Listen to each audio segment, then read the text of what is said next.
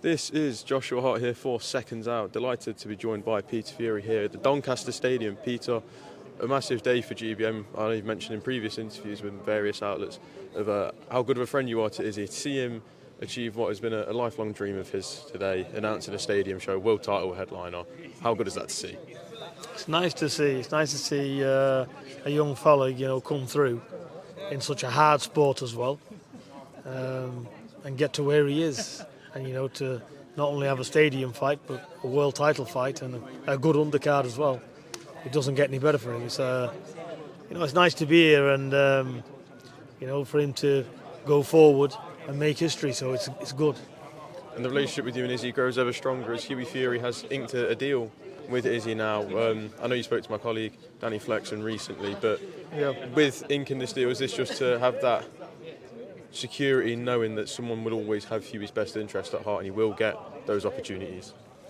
Definitely, he's going to look after Hughie's interest. We trust Izzy 100%, and whatever he puts in front of us, if he likes it, then we'll be taking it. I can trust him on the money side, I can trust him on the business side of it, so there's no issues. So we've got Mick Hennessy, who's Hughie's lifelong manager. He's always there. So between Mick and Izzy, they'll pick some fights, and let's hopefully get a good year moving. Obviously, April 4th kickstarts the official journey with GBM. How active would you like Hughie to be this year? How many more times can we see him in the ring following that night? Well, busy, because if we can get the right fight, if Izzy can get the right fight, he'll be on this on May the 23rd. So we're looking at that.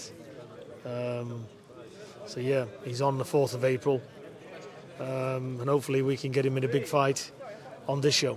You mentioned obviously wanting the right fight. Obviously, if I was to put my matchmaker's hat on, we know that Dave Allen, obviously, while there is the rumours of a big fight coming up with Johnny Fisher, he is a local lad here. He's got a great relationship with GBM. Is that a fight that could have legitimate potential to be made, Hughie Fury versus Dave Allen? Down the line, of course it can. Dave's got that fight, and he's going to get that out the way. And if something that happens down the road between Hughie and Dave, wouldn't be a problem. It'd be a good fight to be made. It's a good domestic fight, that is. How do you see Dave's rematch, if it is to be made, with Johnny Fisher playing out? I think it's a good fight. I thought Dave did get hard done by in the last one. I thought he should have got the nod on it. But fair play to Fisher. He's coming back, and they're getting it on again to sort out any confusion. That's what rematches are for. So it's good. Speaking to Dave in the last few weeks, he said he feels that he's shown Johnny Fisher's ceiling, and next time, in his words, the only place he'll be going is the floor. Do you believe that he has shown the ceiling, or do you feel, obviously, Johnny being a young fighter, there is still a lot of room to grow and develop? There will be, and don't forget he's got a very good trainer in Mark Tibbs. So he'll be coming prepared. They'll know what they're up against. They've had 8 to 10 rounds, whatever the last one was. So they'll be coming prepared. They'll make the right adjustments. So Dave's got to be on his A game. He's got to be in shape, not take anything for granted. And I'm sure with Jamie Moore, it's a good thing with this fight because they're two good trainers, both of them. So we'll see both fighters at their best, I've no doubt. Now, last time we spoke, we were just 2 weeks away from seeing what at the time was meant to be Daniel Dubois versus Joseph Parker. Following that, on the fight week, we saw a lot of mayhem, a lot of chaos, and it led to Martin Bakole versus Joseph Parker instead. What did you make of that fight when it had all played out and Joseph Parker got the second round stoppage? I think it's good for Parker, very sad for Bakole. Not only has he lost, but he was a shell of himself.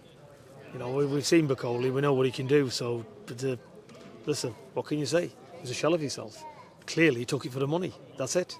What else can you say about it? So they are where they are, and their reasons, whatever their reasons are, they've done the best for themselves. That's up for them. I've got a lot of respect for Billy, a lot of respect for Big Martin, and I'm pleased for them, whatever they do. Absolutely. Obviously, while losing the fight as well, do you feel Martin Bakole loses anything else? Obviously, he had that bogeyman status beforehand. Do you feel he loses that status, or given the circumstances? It don't matter about your circumstances. Yes, that you lose a lot. He was already avoided, so now it's a big hit, and hopefully he can come back from it. What fights do you feel should be out there next for Joseph Parker? Do you feel it has to be a world title fight next for him now? Yes, if he can get one, yeah, why not? He's ready as anybody. So, good luck to the fella, and hope he does. For Martin Bakole, where does he go from? Obviously, the final eliminator fight with Afe Jagba was in place originally. Turki Al-Sheikha said that will still go ahead, but it loses that final eliminator status. Do you feel, get through the Jagba fight, do you feel that it's going to be an even tougher road now to get back to a world title shot for him? Not really, because if Turkey's offering him them opportunities, because he did step up on very short notice, so let's see what, hopefully Big Martin can put it right and come back. Look, there's one thing getting beat at your best. Look, I'm a boxing purist. I like to see fighters get beat at the best if they're going to get beat. But this is like selling yourself short, isn't it? Because he wasn't ready. Absolutely. But he got in there. Has it done him any harm? It probably has. But let's see. Let him come back. Let him get the fight back with the jack bar. And if he comes through that, then sure he can come back. But, yeah, he can come back because what is that fight? He was a shell of himself going into it. So you need training camps are for a reason. Absolutely. The rumoured date is May 2nd. Now, obviously, we have seen the announcements from Turki Al-Sheikh that card is set to take place in Times Square, of all places, a very unique location. What do you make of seeing this plan that Turkey's got in place to take these fights into such, we've seen mentions of going to Alcatraz as well. What do you make of seeing these boxing being taken to such historic locations?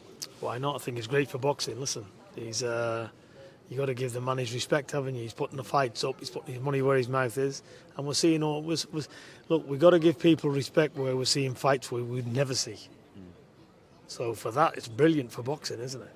Absolutely. On the world stage, so you can only say good things.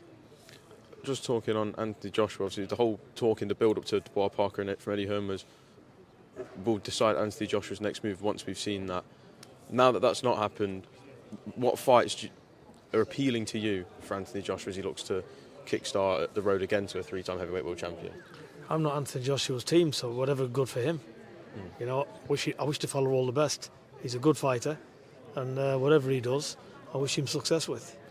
Daniel Dubois seems poised to be facing Oleksandr Usyk next for Undisputed. Obviously, that's obvious, yeah. It's a rematch from the first fight back in August 2023. What does Daniel Dubois need to do differently in order to overcome Oleksandr Usyk this time round? He's got to be able to get them power shots off, but against somebody like him, Usyk's not chinny, so he's got his work cut out. Do you feel with Dubois, we saw that controversial low blow in the first fight, but do you feel he can take any confidence from that, in him and the team being so adamant it wasn't a low blow? They can take confidence from that and know that they can get to Oleksandr Usyk? I disagree. I'm in the gym every day and I see these punches, and I've looked at that punch time and time again. It's in the groin, in between the hip and the pelvis. Get it there, and it'll put any heavyweight right off. So, no, it was definitely it was a low shot. Usyk, have we seen him wince to the body? Yeah, for sure. But he's got to get them shots there, hasn't he? And Usyk seems, so far, to have all the answers. Do you feel, obviously, just lastly, it's a bit unfair for Joseph Parker in this situation where the world title shot was literally in touching distance. He was 48 hours out from it, and now, given, obviously, it being such a big fight, Usyk Dubois too, he is going to be forgotten about a little bit in that sense of the world title picture. Not really. Parker's there. He's going to get his opportunity. He's been busy. He's had some good wins. So he'll get his opportunity. And if he doesn't, he'll fight somebody else. They'll keep busy. And that's it. Win, lose, draw, get in there. Just picking back up here with Peter. Peter, just finally from me, a weekend of controversy. We saw a big all-Irish fight between Lewis Crocker and Paddy Donovan. I don't know how much of it you were able to catch, but a controversial ending in Paddy Donovan winning almost every round of the fight, while 2 points taken off, leading to a disqualification after a hit after the bell. Just from what you've seen and what you know, do you think it was the right call for Marcus McDonald to step in and disqualify Paddy Donovan? Look, Marcus McDonald, the rules are the rules. He's done his job. Was it intentional? I'd say no. This is a professional sport.